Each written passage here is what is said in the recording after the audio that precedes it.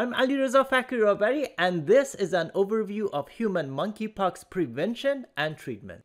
The pox viruses belong to the family Tpoxxviridae, which includes 8 genera. And of these 8 genera, 4 of them are known to infect humans, which are bolded here. The genus Orthopoxvirus is a group of large, complex, double-stranded DNA viruses that replicate in the cytoplasm of the host cell. And they are defined by their genomic, structural, and antigenic similarities. Although humans can be infected by members of multiple pox virus genera, they are actually usually accidental hosts. Most human infections are zoonotic, and animal exposure and geographic location give clues to the etiologic agent. Variola is the causative agent of smallpox, which was actually eradicated in 1980. Other orthopoxviruses known to infect humans include cowpox, vaccinia, and monkeypox. And until 2003, human monkeypox had not been detected outside Africa. Let's take a look at pathogenesis of orthopoxviruses. Poxvirus infections evolve either as a localized, fairly benign skin infection or as a systemic infection. And systemic infection results in viral dissemination with the formation of generalized skin lesions and usually involves some degree of morbidity and mortality. In general, the virus enters the host through a respiratory route, a mucosal surface, or a break in the skin and replicates locally. Then the virus spreads through local lymphatics, causing a primary viremia, and subsequently spreads to the reticuloendothelial system.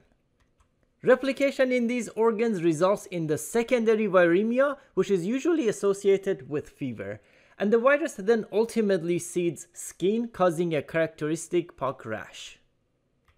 Here's a visual overview of pox viruses' pathogenesis, although other viruses are also included here. Primary replication occurs through a mucous membrane and the skin, which results in spread through the lymphatic tissue, leading to viremia once the virus goes into the bloodstream. Viremia leads to secondary replication of the virus in various organs, including muscle, liver, spleen, and other organs, which then leads to secondary viremia. This ultimately results in lesions in the skin, particularly for pox viruses similar to varicella zoster virus. Now, although we call these monkeypox virus because initially they were detected in monkeys, evidence points to rodents as important reservoir hosts.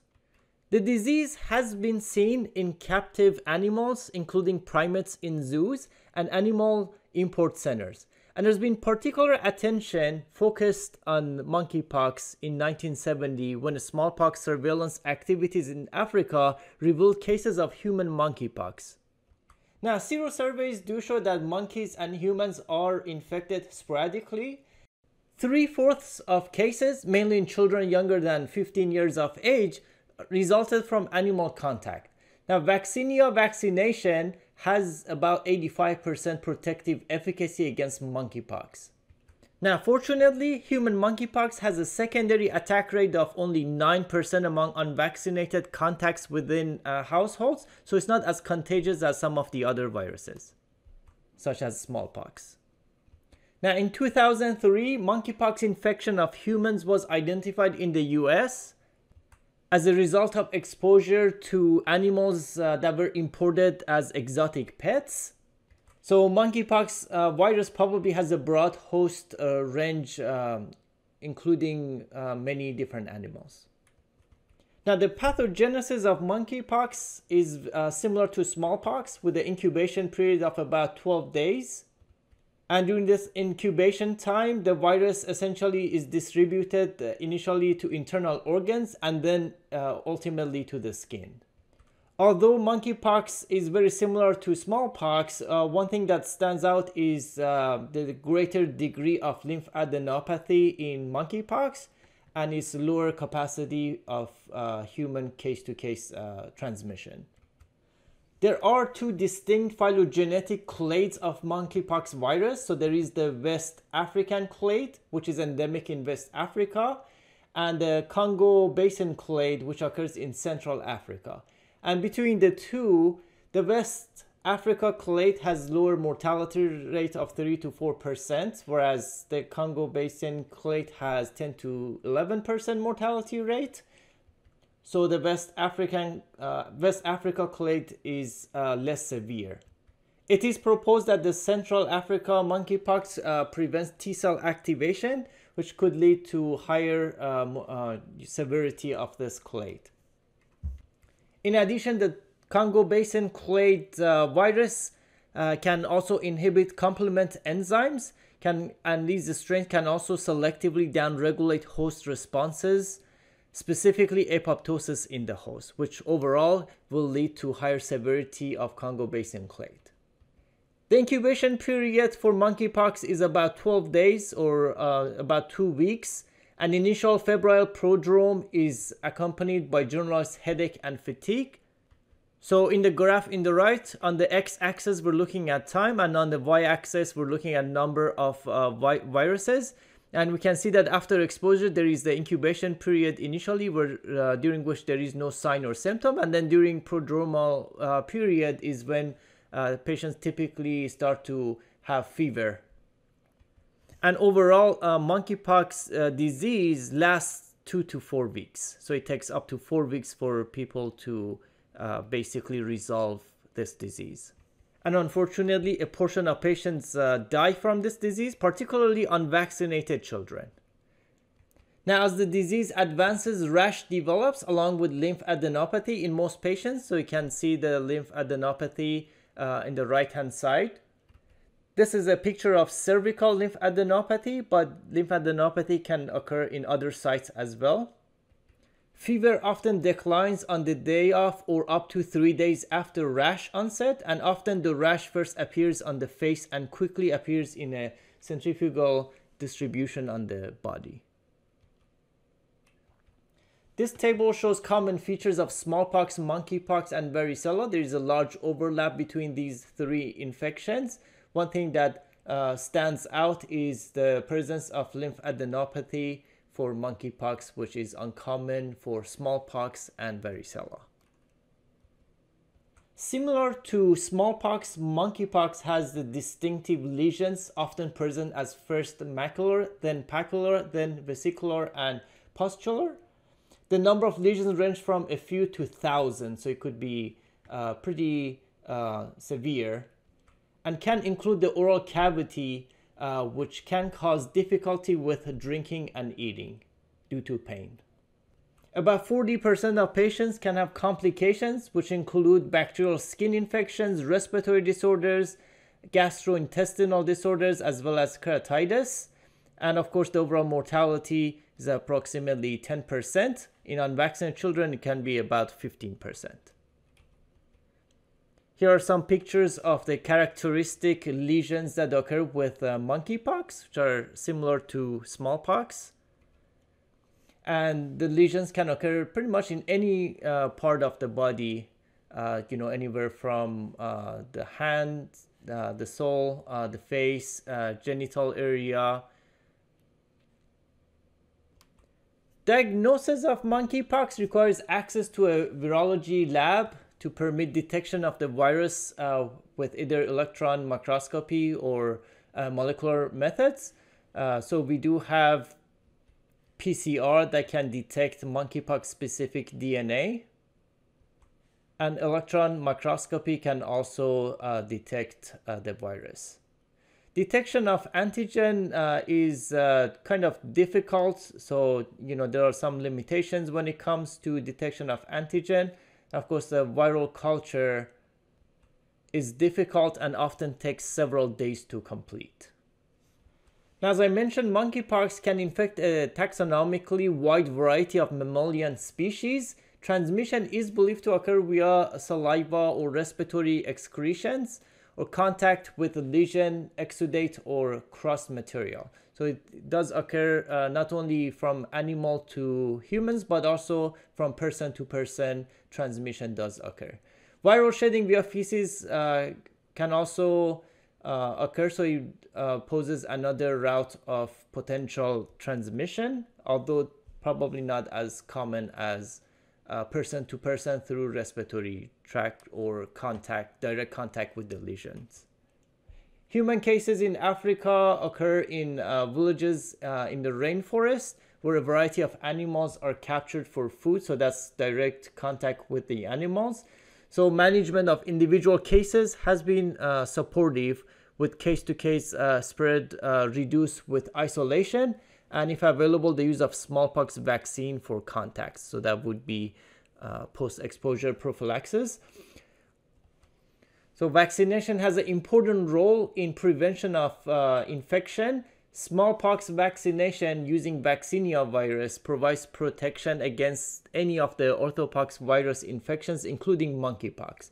And as I mentioned, prior vaccination confers 85% protection against monkeypox. There are a couple of vaccines that are available on, with some restrictions on the market.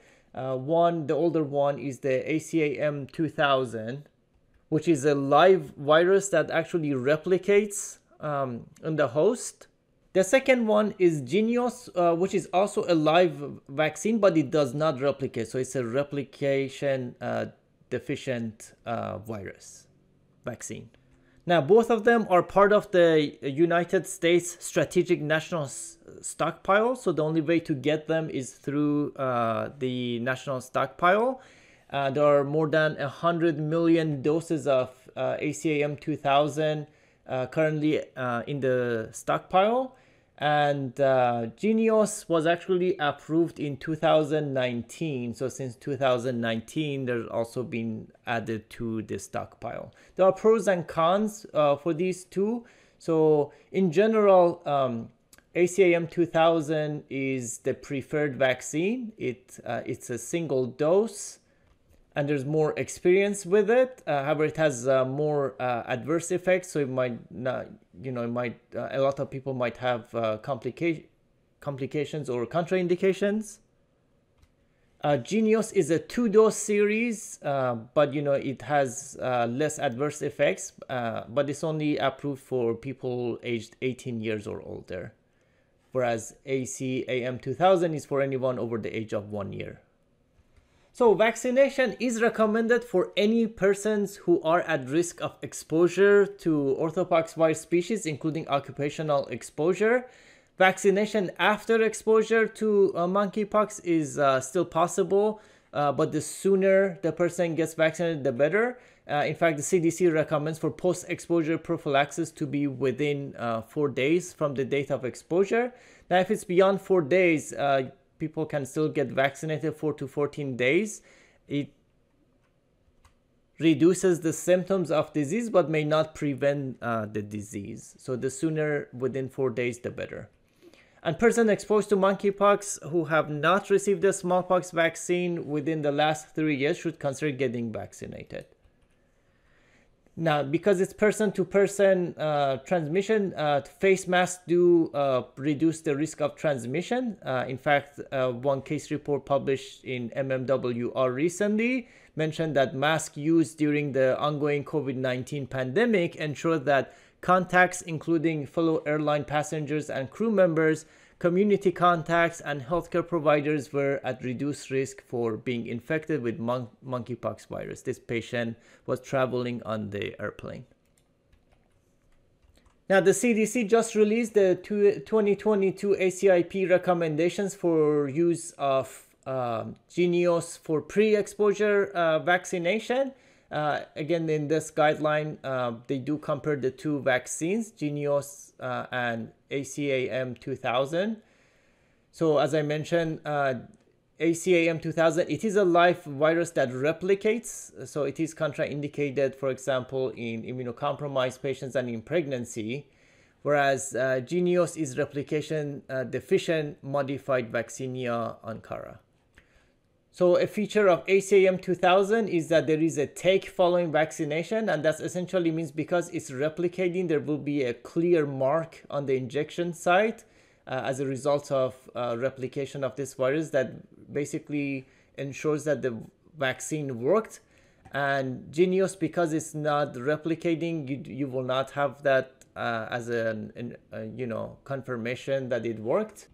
But at the same time, because of the replication, there is a risk for inadvertent inoculation and auto-inoculation with ACIM 2000, which is not the case with Jynneos.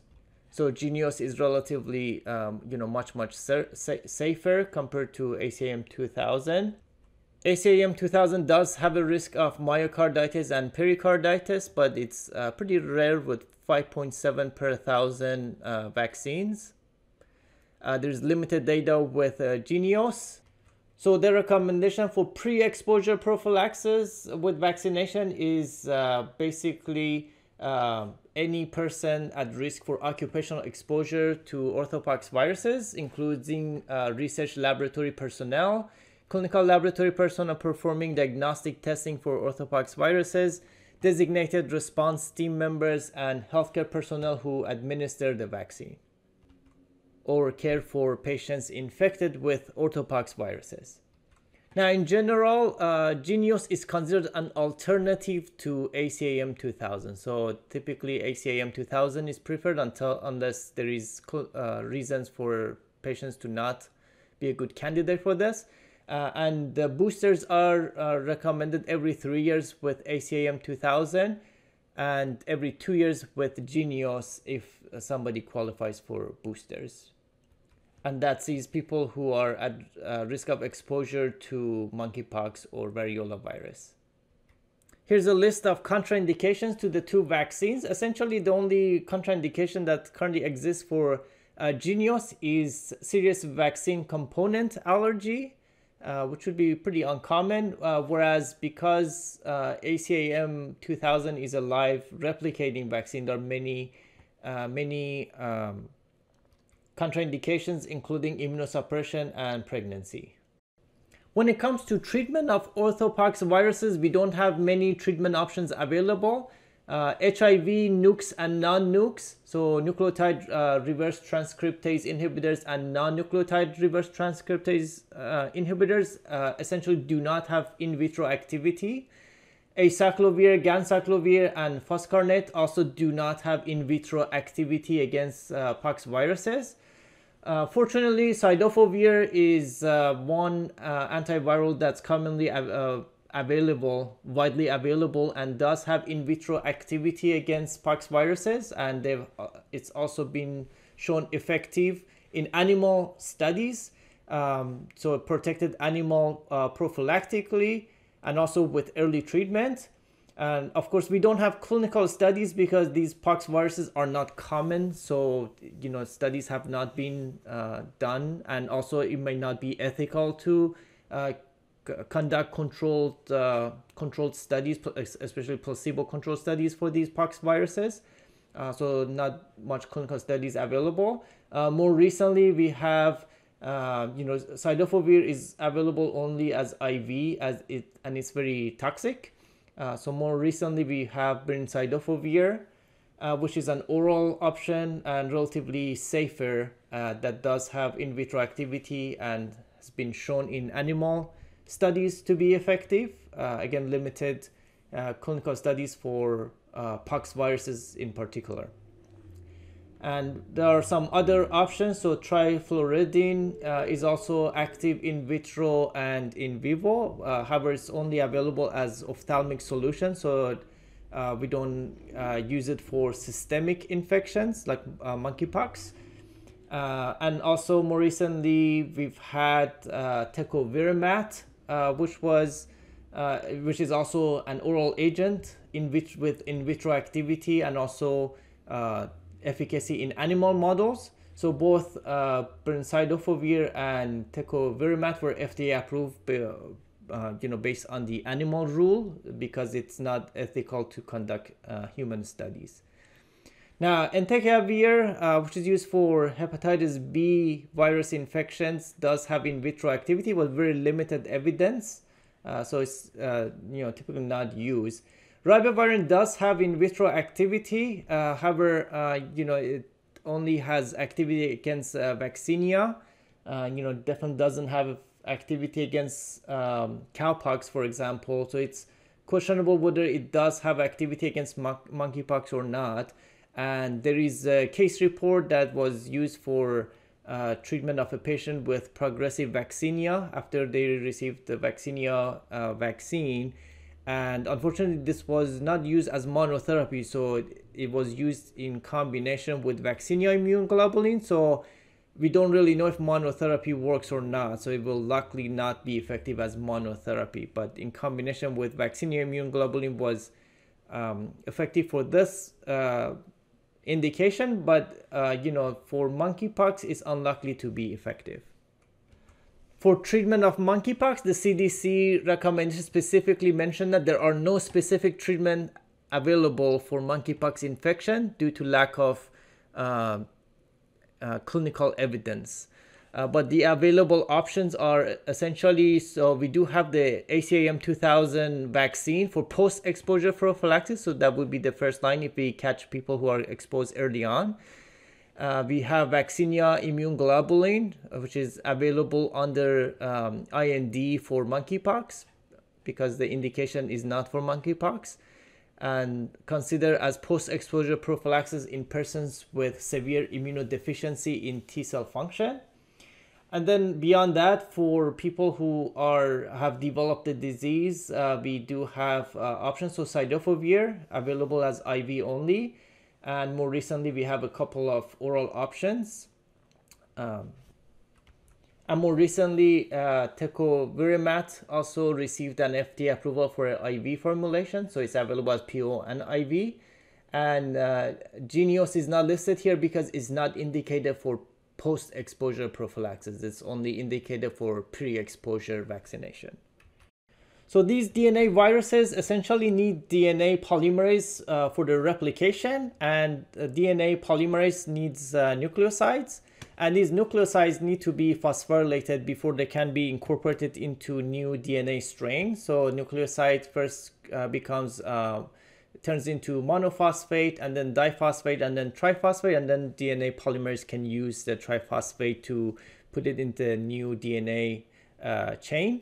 And essentially, Cidofovir blocks the host kinases, which, essentially, Cidofovir prevents conversion of monophosphate to diphosphate, which will interrupt the replication of the DNA. Unfortunately, Cidofovir is extremely toxic. So the black box warning has several warnings, including renal impairment, as well as neutropenia, being carcinogenic, teratogenic.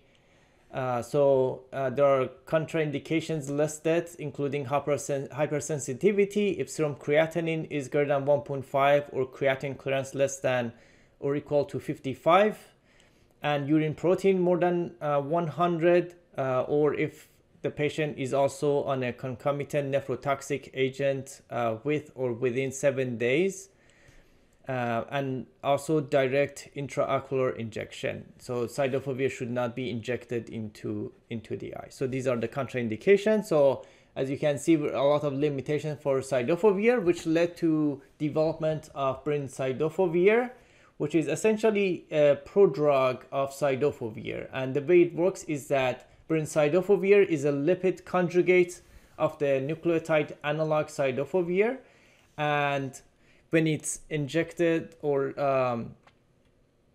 absorbed orally, it remains intact in plasma and is delivered directly into the host cell.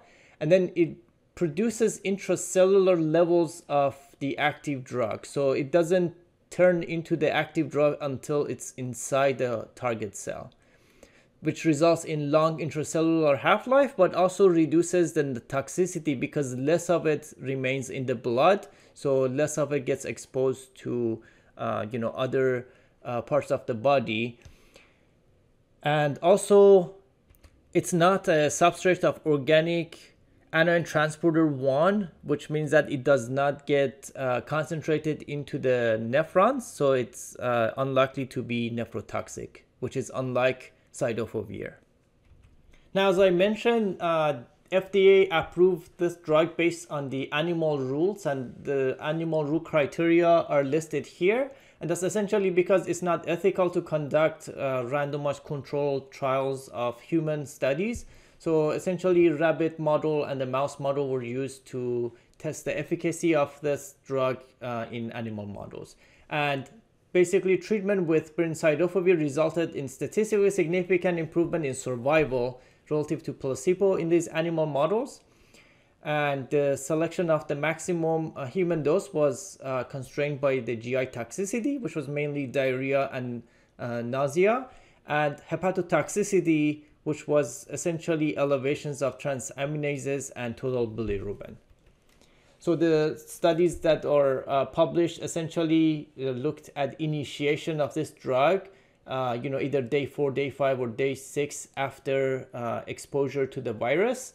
And essentially, survival was 29% in the rabbit model, with placebo, and up to 90% with Brincidofovir. So higher efficacy the sooner the drug was given. So, within day 4, that seems to be where the maximum efficacy is. So with the difference that was statistically significant was 61% improved survival with the administration of Brincidofovir compared to placebo.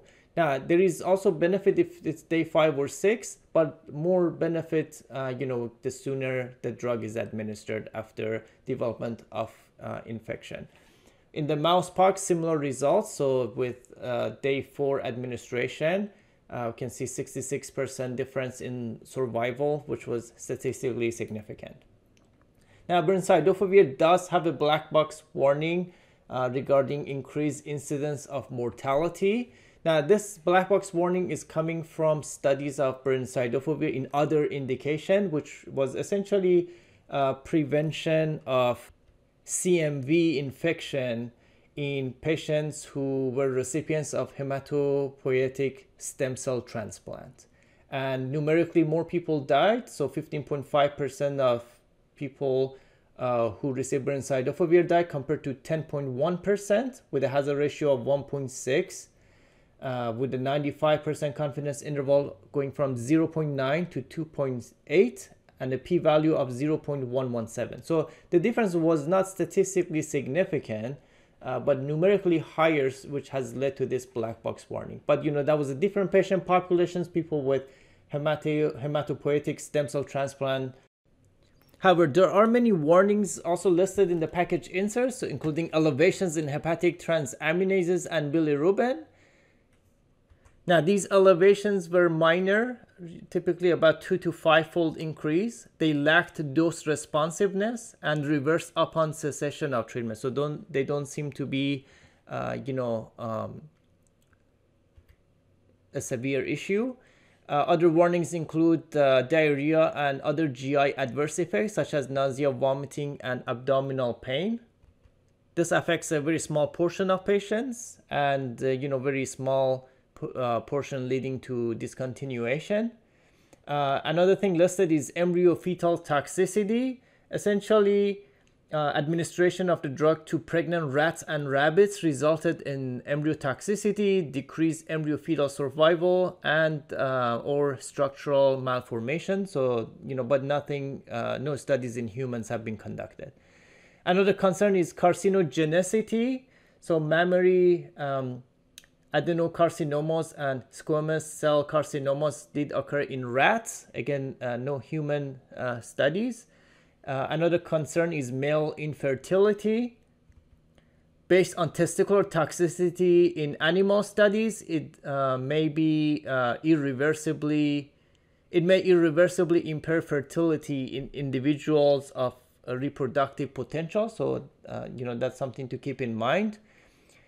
Brincidofovir should not be co-administered with IV Cidofovir, obviously, because essentially the same drug. So this is a prodrug of Cidofovir, and Brincidofovir is not a substrate of OAT1, so less likely to be nephrotoxic. Indications of Brincidofovir is essentially one indication, so treatment of human smallpox caused by variola virus, and the package insert specifically says not indicated for the treatment of diseases other than human smallpox disease. So, for monkeypox, it will be off-label. There is a tablet formulation and an oral suspension formulation. and there are dosing recommended based on patient's weight. So if somebody weighs less than 10 kilos, so pediatrics less than 10 kilo, it would be 6 milligram per kilo once weekly for 2 doses. So the dosing is nice for the patient because just once a week for a total of 2 doses. And patients with 10 kilo to 47 kilos of body weight is 4 milligram per kilo. And the tablet is only indicated for people at least 48 kilos of body weight. So that would be the 200 milligram once weekly for 2 doses. The tablets are 100 milligram each, so you will give 2 tablets. Now for Brincidofovir, there are no contraindications listed in the package insert. There is no renal dose adjustment and no hepatic dose adjustment.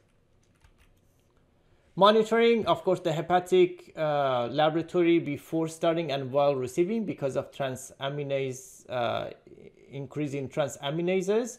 So consider discontinuing if ALT remains persistently more than 10 times the upper limit of normal, or if there's elevation accompanied by clinical signs and symptoms of liver inflammation or increasing direct bilirubin or alkaline phosphatase or INR. Drug interactions, essentially inhibitors of OATP 1B1 and 1B3 result in increased AUC and Cmax. Examples include clarithromycin and cyclosporin. One thing of note is that Brincidofovir will probably reduce the efficacy of smallpox vaccine, so it should not be given to people who are given post-exposure prophylaxis. Some patient education points include advise patients to report symptoms that may indicate liver injury, including right upper abdominal discomfort, dark urine, or jaundice. Advise patients to inform their healthcare providers if they develop severe diarrhea or other severe GI symptoms.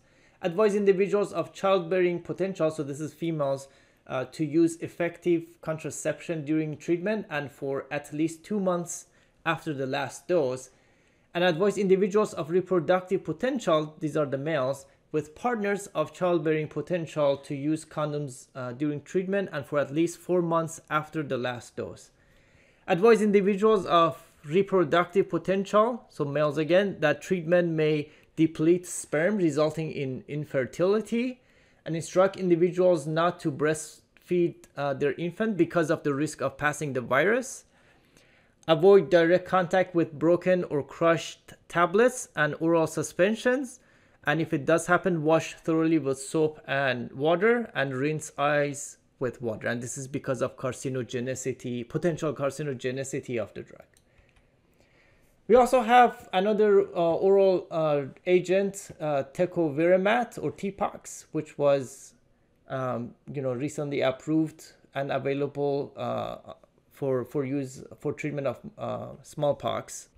It is an Orthopoxvirus egress inhibitor, so it inhibits Orthopoxviruses VP37 envelope wrapping protein, which blocks its interactions with Rab9 GTPase and T47, which in turn prevents the formation of egress competent envelope virions, which are essential for dissemination of the virus in the host. So essentially, during the life cycle of the virus, this is towards the end of the life cycle, so it prevents the exit of new virions from the cell. So these new virions cannot exit the cell, so as a result it cannot infect other cells. Because VP37 is highly conserved in all orthopoxvirus, this drug has activity against all orthopoxviruses. Now again, this was also approved based on animal rules. So the two models, there are 2 animal models. There are a few studies in each, and you can see that essentially treatment by day 4 results in high efficacy, statistically significant efficacy. In one study, when study was delayed by day 6, there was no statistically significant difference between placebo and the group, but this was likely due to very small sample size, which is true of all of these studies. There are no black box warnings listed for Tecovirimat. There are a couple of warnings. One is hypoglycemia when co-administered with repaglinide and risk of hydroxypropyl beta cyclodextrin excipient for patients with renal insufficiency and pediatric patients less than 2 years of age. So this cyclodextrin is a vehicle that basically is in the IV formulation of Tecovirimat to make it soluble.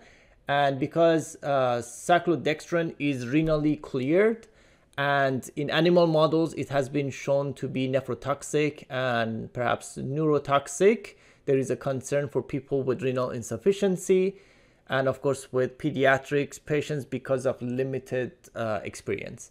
Now, cyclodextrin is used in other antimicrobial agents, so we do have some experience with their use in renal insufficiency. So you know, however, in the package insert here, it is actually listed as a contraindication in patients with creatinine clearance less than 30, just for the IV formulations. The PO formulation does not have cyclodextrin. Adverse reactions include infusion site pain. These are for the IV formulation. So infusion site swelling, infusion site erythema, infusion site extravasation, and of course headache that can happen with PO or IV. Drug interactions, no clinically relevant interactions are known. And monitoring for this drug is essentially creatinine clearance before starting IV because of cyclodextrin vehicle. And monitoring of blood glucose if taking repaglinide. Now, indication, the only indication for Tecovirimat is for treatment of human smallpox. The formulations are a capsule that's taken orally and an IV formulation that was recently approved. So the recommendations are based on body weight. So there is a breakdown for oral capsule and a breakdown for dosage of IV injection. Of note, the IV injection has to be infused over 6 hours. So obviously there are a lot of infusion reactions that make it not tolerable. And unfortunately, these either the oral capsule or the IV injection had to be given at least twice for most patients. And it would be for a total duration of 14 days. So twice a day for 14 days. The capsule for people who take who weigh more than 120 kilos is actually 3 times a day. So adherence might be an issue for this drug. Another thing with the capsule is that it has to be taken within 30 minutes after a full meal containing moderate or high fat. So it should not be taken on empty stomach in order to increase absorption. So some patient education points include take capsule as directed within 30 minutes of eating a full meal containing moderate or high fat with 6 to 8 ounces of water. Co-administration with repaglinide may cause hypoglycemia. Instruct individuals not to breastfeed their infant because of the risk of passing virus to the infant. Now, more recently, there was a retrospective observational study in the UK that was essentially from the HCID network of centers in Liverpool, London, and Newcastle that looked at cases between 2018 and 2021. So they identified 7 patients with monkeypox, and essentially in 2018 is when Brincidofovir became available in the UK. And you know, it wasn't until 2021 where Tecovirimat became available. So you can see these characteristics of these 7 patients. Essentially, 3 of them were female and the rest of them were male. Of interest is patient 6 and 7 were related. So patient 6 is a pediatric patient and patient 7 was the mother of patient 6. Only one of them received smallpox vaccination as post-exposure prophylaxis. However, it was pretty late after exposure. So it was given to patient 3,